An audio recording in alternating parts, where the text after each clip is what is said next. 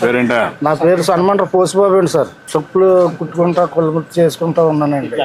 ఏంటి మొత్తం కిరాణా కొట్ట? ఎంత చేస్తున్నావు? కాదు, రోజుకి ఎంత అమ్మగలుగుతున్నావు? 4-5 వేలు అమ్ముతున్నావు. ఎక్కడి నుంచి వస్తాయి నీకు సరుకులన్నీ? రాజమండ్రి పోయి నువ్వే తెచ్చుకుంటావా లేకుంటే అక్కడికి వెళ్తావా? వాళ్ళే పెట్టి నువ్వు ఇండింటి పెట్టేస్తావా? ఏ బ్రాండ్ కావాలంటే అవి ఇండింటి పెడతావు. ఎన్ని బ్రాండ్స్ ఉన్నాయి ఇక్కడ?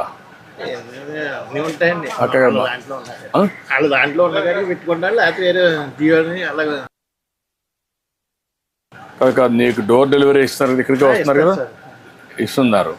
ఎన్ని బ్రాండ్స్ ఉన్నాయి అంటే ఎన్ని వెరైటీస్ ఉన్నాయి? ఓ దాంట్లో 3-4 ఉంటాయి కదా.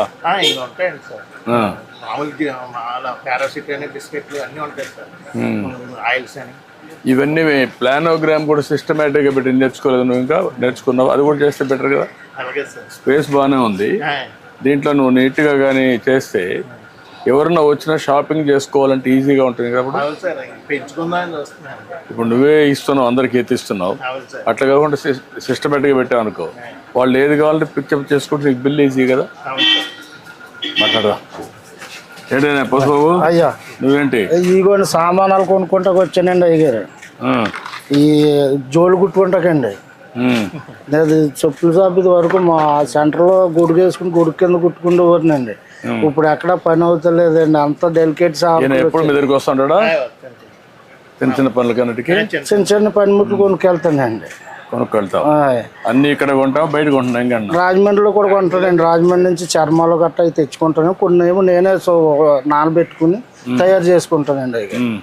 అవి ముందు సున్నంలో పెట్టండి, తర్వాత చెక్కలో నానబెట్టండి, తుమ్మ చెక్క, కరక్కాయ చర్మం అప్పుడు అందులో నానబెట్టి. ఎన్ని సంవత్సరాలు చేస్తున్నా ఇది? నేను 95లో కానీ చేస్తున్నాను సార్. 1990లో నుంచి. ఇదేనా ఇంకేమైనా చేస్తావా? ఇదేనండి. ఇదేనండి ఏదన్నా చిన్న పనిముట్లు తయారు చేసుకుంటాం, కుట్టుకుంటామండి. సరుకులు తెచ్చుకుని బయట నుంచి అమ్ముకుంటానండి సార్. ఇప్పుడు ఇదంతా డెలికేట్ ఇవి వచ్చేసినాయి కదండి. ప్లాస్టిక్ నిషేధించారు కదండి. ఇప్పుడు ఎక్కువగా జనం దేని మీద పడుతున్నారంటే తడికిలు బుట్టల మీద పడుతున్నారండి. ఆ బుట్టలు తెచ్చుకుని రాజమండ్రిలో ఒకళ్ళు తయారు చేసి ఇస్తారండి మేదర్లో. అవి కూడా అమ్ముతావా? అవి కూడా అమ్ముతానండి సార్. బుట్టలు, ఫ్లవర్స్లో పెట్టుకుండే ఇవన్నీ కూడా అమ్ముతాను సార్. అక్కడ నేను తెచ్చుకుని ఒక 20-30 లాభం చూసుకుని అమ్మేసుకుంటాను. మా ఊళ్ళోనండి. నా దగ్గరకు వస్తారండి, ఇంటికి వస్తారండి. ఇంటికి వచ్చి పట్టుకెళ్తారండి. కొంతమంది ఆర్డర్ ఇస్తారండి, జోళ్ళకి ఆర్డర్ ఇస్తారండి. ఆర్డర్ ఇస్తే నేనే తయారు చేసి వాళ్ళకి ఇస్తానండి సార్. డప్పులు కొట్టే వాళ్ళకి ఇది పింఛన్ ఇస్తున్నాం కదా, ఇస్తున్నారండి. ఇప్పుడు ఆ బాబతులోనేనండి అయ్యగారు. ఇది వరకు నాకు 1000 రూపాయలు ఇచ్చారండి మీ పరిపాలనలోనండి. అది ఇప్పుడు 4000 అయిందండి అయ్యగారు. చెప్పులు కుట్టిన కులముట్టి కింద నాకు ఇచ్చారండి మా అయ్యగారు. మీరే ఇచ్చారండి. అది డప్పులు కొట్టే వాళ్ళకి డప్పులు అండి. డప్పులు కొడతానండి. ఇదినండి. ఇది వరకు అంటే చేసుకునేవాడిని అనిపోయినానండి. ఇప్పుడు నేను అనారోగ్యం అయిపోయానండి. వయసు నీకు? నాకు 55 సంవత్సరాలండి అయ్యగారు. నాకంటే చిన్నోడే కదా, 20 ఏళ్ళు. మరి తెగుళ్ళు వచ్చాయి కదండి అయ్యారు. తెగుళ్ళు వచ్చాయి కదండి. ఇప్పుడు కాళ్ళు నొప్పులు అండి. కాళ్ళు నొప్పులు కొని తెచ్చుకున్నావు? కాళ్ళు నొప్పులు అండి. మళ్ళీ అక్కడేమో కిడ్నీలో కొంచెం ఏదో ఫాల్ట్ ఉంది అన్నారండి. మొన్న వెళ్ళి వచ్చాను రాజమండ్రి అండి హాస్పిటల్కి. ఏదో అలాగా జీవనోపాధి అలా కడుక్కుంటున్నాను. ఏం చదువుకున్నావు నువ్వు? నేను 3వ తరగతి చదువుకున్నానండి. రా మీ షాప్ చూద్దారా, కొత్త మాట్లాడుకో. నమస్కారం. డబ్బులు ఎంత ఉన్నాయి గారు? డబ్బులు అండి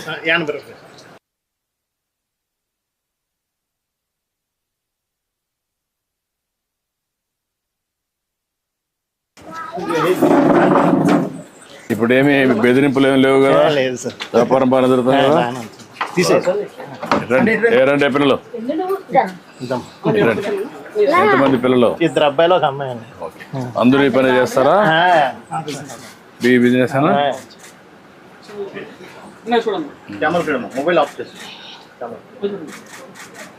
ఓకే అమ్మా, మళ్ళీ ఒకసారి మాట్లాడతా. మంచిదమ్మా తల్లి, థ్యాంక్ యూ అమ్మా. ఓకే అమ్మా, పర్లేదు ఇప్పుడే వచ్చు.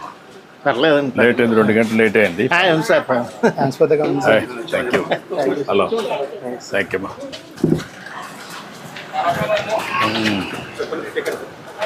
ఈ పక్కకు నువ్వు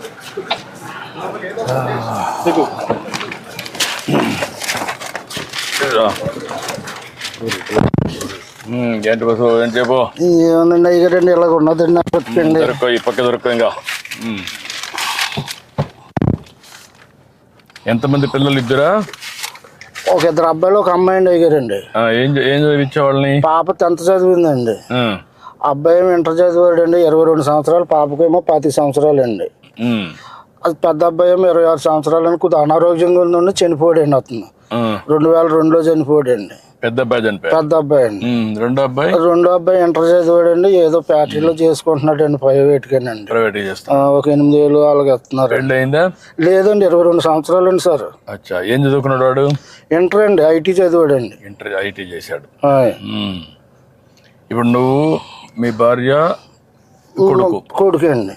కూతురు బయట ఉందా? బయట అండి, ఇక్కడేనండి. మా మేనల్డ్కే చేశానండి. మీ మేనల్డ్కి ఏదో దేవుడు ఇచ్చిన మీ పక్కన కూకుంటాకి నేను ఎంత పుణ్యం చేసుకుంటే మీ దగ్గర కూకున్నానండి. లేదు కానీ నేను కూడా నీ విషయాలు తెలుసుకుందామని వచ్చా.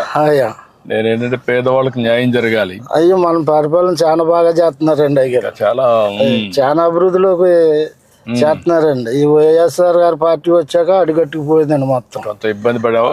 చాలా ఇబ్బంది పడ్డానండి అయ్యారు. అన్ని కరెక్ట్ చేస్తున్నా. ఇప్పుడు మీలాంటి పేదవాళ్ళందరినీ మళ్ళా మెరుగైన జీవన ప్రమాణాలు రావాలి, మీ పరిస్థితులు బాగుపడాలి. అలాగేనండి అయ్యారు, మీరు వస్తేనే మాకు బాగుంటుందండి. ఇంకా చాలా అంటే అండి ఆయన చాలా ఇప్పుడు మీరు ఇచ్చారనండి మీ పరిపాలనలో 2017, 18లో ఇల్లు ఇచ్చారండి.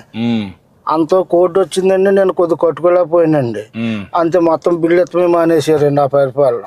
ఇప్పుడు ఆ ఇల్లు కూడా పెండింగ్ పడిపోయిందండి. ఏదో తినక అలగలగా గోడలు కట్టుకున్నానండి, పైన ఏడేసుకున్నానండి అయ్యారు. సొంత ఇంటి జాగానది మా నాన్నదండి. అదండి మా నాన్న మా నాన్న కూడా కొనుక్కున్నాడండి. మా చిన్నప్పుడు పిల్లలు మొత్తం మేము, మా నాన్నగారికి 2 మగవాళ్ళు 6 ఆడపిల్లలండి.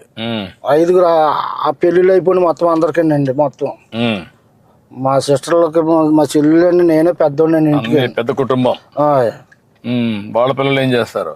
వాళ్ళ పిల్లలు చదువుకున్నారండి. కొంతమంది పెళ్ళిళ్ళు అయిపోయినాయండి మా చెల్లెలు గారి పిల్లలకి.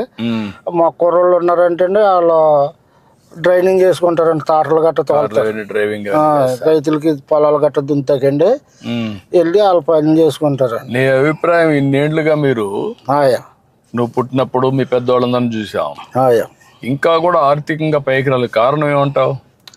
ఆర్థికంగా అంటే ఏమన్నా సార్, లేకండి ఏదో ఉండి లేక అది తెచ్చుకున్న డబ్బులకే ఆ పూట కొడతాం కష్టం అవుతుందండి. అంటే చదువుకోవాలని కూడా ఎందుకు ఆశ పుట్టడం పిల్లలకంటే ఇది వరకు అంటే ఆర్థిక సహాయం ఇప్పుడు అందిస్తున్నారు సార్.